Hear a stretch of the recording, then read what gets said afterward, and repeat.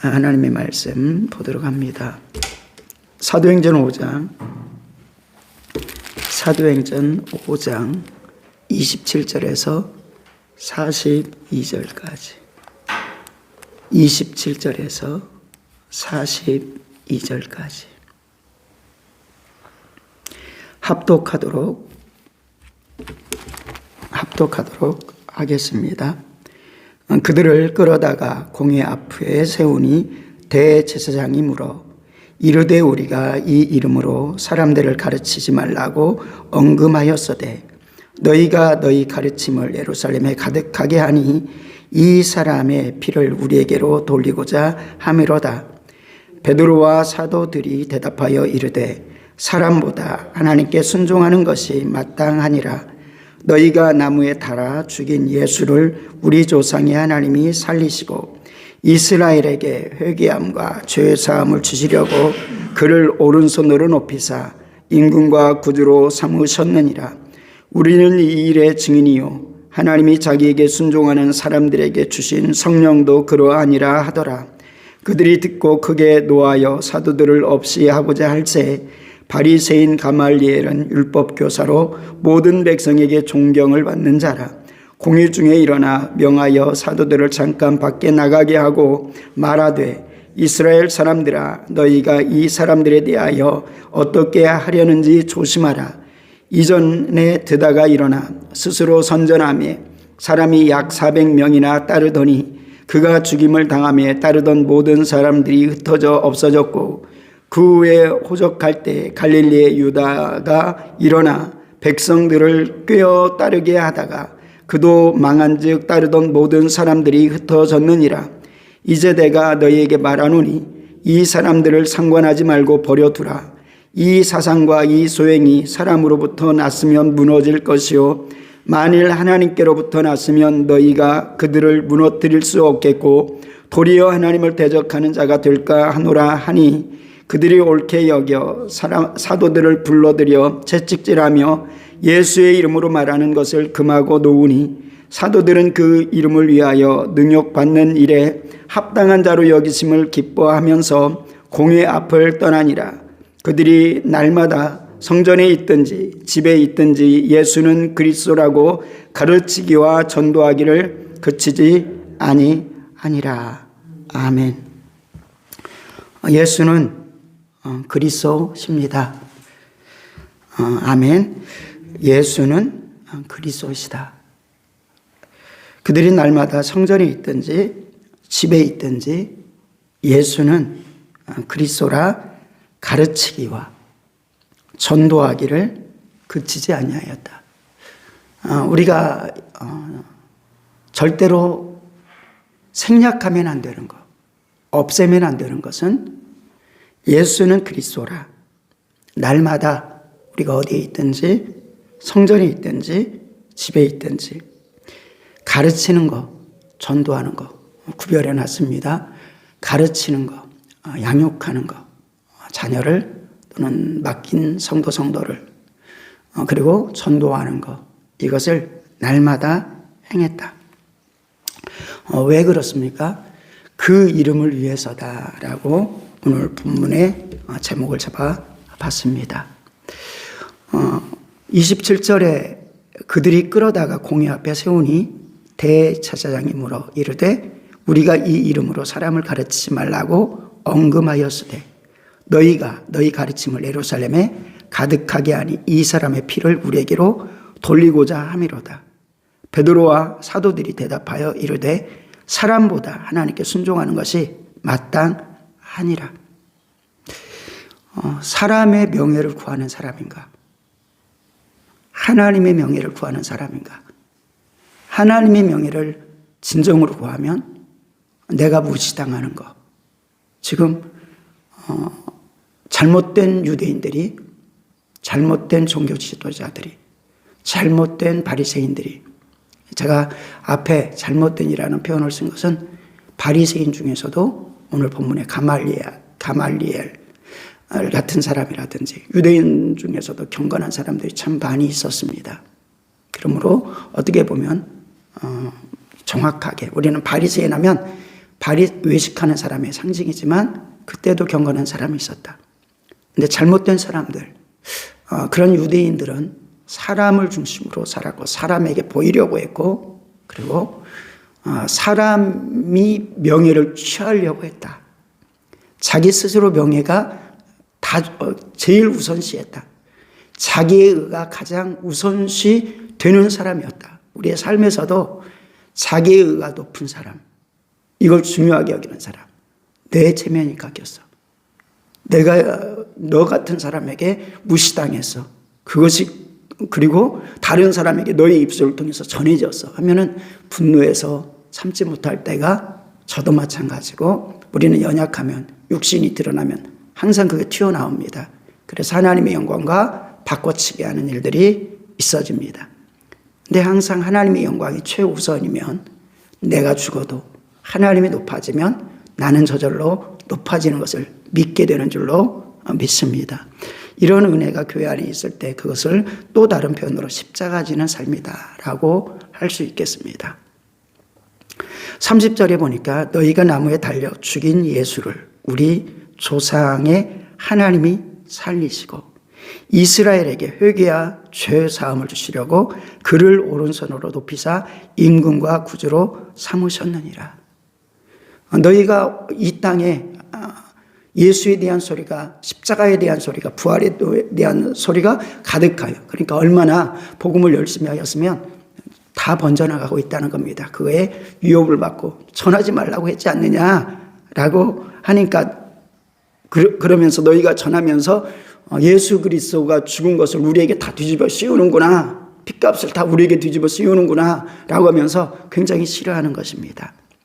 그런데 사람보다 하나님께 순종하는 것이 마땅하니라 라고 하면서 사도들이, 제자들이 하나님께 명예를 돌리기 위해서 고백을 하는 것을 볼 수 있습니다. 그리고 복음 증거하지 않으면은 이것은 또한 나에게 맡긴 사명이야. 그 목숨과도 바꿀 수 없어. 그래서 반복적으로 사도들은 고백합니다. 죽을지라도 난 이걸 전해야 돼 라고 말씀하는 거죠. 그러면서 30절에 너희가 나무에 달아 죽인 예수를 우리 조상의 하나님이 살리시고 그리고 이스라엘의 회개와 죄사함을 주시려고, 회개와 죄사함을 주시려고.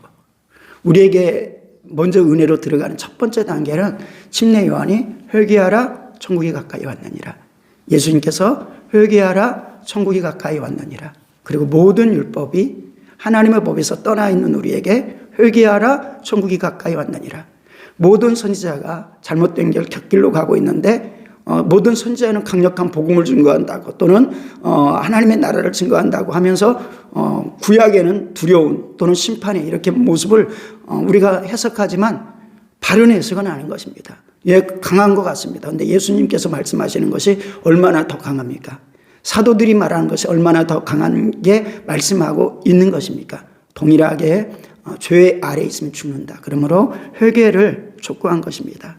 그런데 그 회개가 이루어지기 위해서, 회개가 이루어진다는 것은 놀라운 생명이 주어진다는 겁니다. 죄사함이 이루어진다는 겁니다. 성경에서 말하는 회개는 그러한 것입니다. 세상에서 말하는 회개는 또 다른 부분, 적당한 부분을 선을 긋고 있지만은 그러나 주님 앞에 회개하는 것, 그리고 성경에서 말하는 회개는 주께로 나가고 그리고 우리의 모든 죄악이 해결되어지고 그리고 하나님께로 돌아가는 은혜인 줄로 믿습니다. 그러니까 우리에게 회개의 역사가 이루어졌다라는 건 우리가 축복받기 시작했구나라고 봐도 무방한 줄로 믿습니다. 그래서 놀랍게 하나님의 역사가 있는 곳에, 그리고 믿음에 신실한 사람들이 있는 곳에 회개의 역사가 있게 될 줄로 믿습니다. 회개함과 그리고 같이 붙어 있는 게 뭡니까? 죄사함과, 죄사함과 같이 붙어 있는 게 뭡니까? 의롭게 되어짐과, 의롭게 되어져서 그래서 하나님의 자녀로 인정받고 그리고 하나님의 나라의 일들을 감당하는 사람이 되어지는 것이다.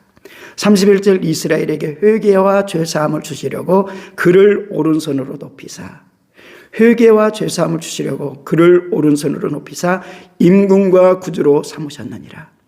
너희가 십자가에 못 박아 그러니까 저주의 상징인 나무에 못 박아 죽인 예수를 우리 조상이 하나님이 살리시고 그러니까 죽으셨다 말씀합니다. 살아났다 말씀합니다. 그런데 이스라엘에게 회개함과 죄사함을 주시려고 그를 오른손으로 높이사 임금과 구주로 삼으셨으니 그러고 나서 우리에게 그 일들에 대해서 증인이 되어라 라고 말씀하십니다.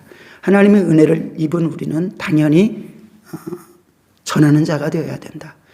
우리가 물에서 건짐을 받고 불에서 구출을 받았다면 거기에 빠져있는 사람이 우리에게 힘이 있다면 힘이 없으면 구할 수 없습니다.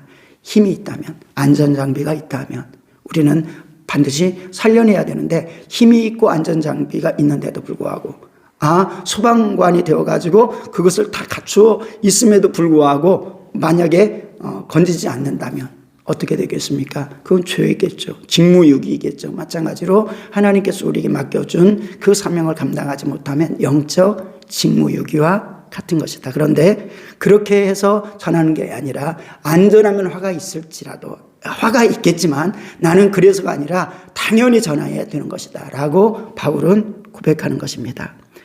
베드로와 요한은 그렇게 고백합니다. 제자들은 고백합니다. 우리가 이 일의 증인입니다. 이 일의 증인입니다. 그리고 하나님이 자기에게 순종하는 사람들에게 주신 성령도 그러니까 우리가 증인입니다. 그리고 하나님이 자기를 사랑하는 자 이렇게 제자들을 먼저 포함하는 거죠. 우리에게 주신 성령도 그러합니다. 성령 받은 우리는 그러니까 하나님의 증인입니다. 예수님의 증인입니다. 부활의 증인입니다. 십자가의 증인입니다. 천국을 줄 수 있도록 예수를 소개하는 증인입니다. 라는 것을 말씀하고 있습니다. 결국 무엇입니까? 성령으로 예수를 만난 자가 증인이다. 성령으로 예수를 모신 자가 증인이다. 성령으로 예수를 전하는 자가 참된 증인이다. 라고 말씀합니다. 이렇게 하나님의 큰 역사가 있음에도 불구하고 계속 죽이려고 합니다. 이제는 구체적으로 그들이 33절에 그들이 듣고 크게 도하여 사도들을 없이 하고자 할세. 사도들을 없이 하고자 할세. 바리새인 가말리엘은 율법 교사로 모든 백성에게 존경을 받는 자라. 바리새인이지만 몇 안 되는 의로운 사람이었던 것입니다. 지혜 있는 사람이었던 것입니다. 존경받는 사람. 그래서 우리가 존경받는 것도 귀한 줄로 믿습니다. 그것을 아름답게 복음을 위해서 더 힘있게 수많은 사람들을 살리는 도구로 쓰여질 때 더욱더 우리를 하나님께서 존귀히 높여주실 줄로 믿습니다. 그런 존귀함이 있는 자. 그러면서 공회 중에 일어나 명하여 사도들을 잠깐 밖에 나가게 하고 말하되 이스라엘 사람들아 너희가 이 사람들에 대하여 어떻게 하려는지 조심하라 라고 말합니다. 우리는 때때로 하나님의 역사와 연관돼서 행할 때 조심해야 됩니다. 성령 회방죄로 혹시라도 빠지지 않나 조심해야 됩니다. 예수님이 귀신을 쫓아내는데 귀신 들렸다. 귀신이 들려서 귀신의 역사를 한다. 성령 해방죄라고 예수님이 말씀해 주죠. 성령 해방죄는 무엇입니까? 성령으로서 우리가 구원받는데 그 성령을 거절하는 것과 같습니다. 예수를 거절하면 성령으로 회복할 은혜가 있지만 성령을 거절하면 성령으로 예수를 알고 성령으로 믿음을 지켜나가는데 길이 없다는 겁니다. 그러니까 성령 회방죄는 돌아오는 세대가 되어도 사함받지 못한다라고 말하는 것입니다. 우리가 은연 중에 잘못된 판단을 함으로 말미암아 범죄를 더 크게 할 경우가 있는 것입니다. 모든 것들을 주님 앞에 심판의 주님 앞에 내려놓기를 원합니다. 물론 잘하고 잘못되는 부분을 말씀에 비춰가지고 살려내는 역사가 우리에게 필요하죠. 그러기 위해서는 온유함이 있어야 되고 말씀에 붙들림이 있어야 되고 그리고 성령의 충만함이 있어야 되고 그것을 구해야 될 줄로 믿습니다. 예수 안의 진리와 생명은 영원하다라는 것을 또 가르쳐줍니다. 가말리엘의 교훈인 것이죠. 영원하지 못한 것은 결국 소멸될 거야. 그러니까 너무 신경 쓰지 말고 그리고 당신들이 죄 지을 수 있어. 저 모습들이 하나님으로부터 나타나는 역사면 너희가 어떻게 하려고 해. 하나님을 대적하는 자가 되잖아. 이런 일들이 과거에 있었잖아. 그런데 죽으면 끝났고 400명이나 쫓았는데 끝났어. 그리고 그 핵심이 죽으니까 끝났어. 그런데 영원한 건 끝나지 않아. 우리 예수 그리스도는 영원하여서 세상 것들은 다 변하지만 예수 안에 변하지 아니하는 그 진리, 그 말씀은 영원한 줄로 믿습니다. 그래서 우리의 믿음이 되어지는 것입니다. 40절에 그들이 옳게 여겨 사도들을 붙들여 채찍질하며 예수의 이름으로 말하는 것을 금하여 놓으니. 가말리엘을 통해서 이게 하나님의 은혜죠. 그래서 죽음은 면했습니다. 죽이려고 했다고 했어요. 근데 죽이면 면했습니다. 그런데 채찍질 당했습니다. 그렇게 하나님이 도와주시려면 채찍질도 안 맞게 할 수 있을 것인데 하나님의 사람 가말리엘을 통해서 막긴 막았는데 여전히 채찍질을 당했다는 겁니다. 하나님이 분명히 역사하지만 복음을 증거하는 데는 고난이 따를 수 있다. 따른다라는 것을 우리가 기억할 수 있는 본문이기도 한 것입니다. 그들이 옳게 여겨. 그럼 그냥 놔야 되잖아요. 근데 사도들을 불러 채찍질하고 여전히 하나님이 싫어하는 일들을 그들에게 명령하며 예수의 이름으로 말하는 것을 금하여 놓으니 이렇게 말씀하고 있습니다. 41절에 사도들은 그 이름을 위하여 능력받는 일에 합당한 자로 여기심을 기뻐하면서 공의 앞을 떠나니라. 예수 그 이름을 위하여 기뻐했다. 고난받는 것을 기뻐했다라고 성경은 말씀합니다. 그 이름을 위하여 주님 때문에 내가 이 일에 쓰임받아 내 삶이, 내 시간이, 내 물질이 그리고 때때로는 수치당하는 것조차도 주님 때문에 내가 고난을 받아 참으로 영광인 줄로 믿습니다. 물론 죄 때문에 애매한 고난도 참으면 은혜가 있지만 죄 때문에 당하는 고난은 회개해야 될 줄로 믿습니다. 근데 그 고난도 회개함으로 주님께 나가기 때문에 우리에게는 은혜인 줄로 믿습니다. 그런데 주님 때문에 당하는 고난이다. 하늘의 면류관이 말할 수 없는 면류관이 있다. 이것을 볼 수 있는 눈이 우리에게 항상 열리기를 원합니다. 42절에 그들이 날마다 성전에 있든지 집에 있든지 예수는 그리스도다. 예수는 그리스도다. 그리고 가르치기와 전도하기를 그치지 아니하니라. 세 단락으로 나눠본다면 그들이 날마다 성전에 있든지 집에 있든지 어떤 때이든지 어떤 시간이든지 때를 얻든지 못 얻든지 듣든지 아니 듣든지 그리고 핵심 예수는 그리스도다. 예수는 그리스도다. 죽으셨다 살아나셨다 부활하셨다. 우리의 죄 때문에 우리의 그래서 구원자다. 예수는 그리스도라고 가르치고 자세히 풀어서 그런데 말하게 하시는 이는 성령이시다고 했습니다. 성령이 아니면 예수를 말할 수 없기 때문에 성령으로 가르치기와 전도하기를 그치지 아니하였다. 그래서 사도행전 전체를 또 제목을 둔다면 막을 수 없는 복음 전도의 현장이라고 할 수 있습니다. 막을 수 없는 복음 전도의 현장이 나타났다. 우리의 삶 가운데 때때로는 복음 전도가 성경 읽는 것도 방해가 있고 예배 드리는 것도 방해가 있지만 복음 전도하는 데는 굉장한 방해가 있습니다.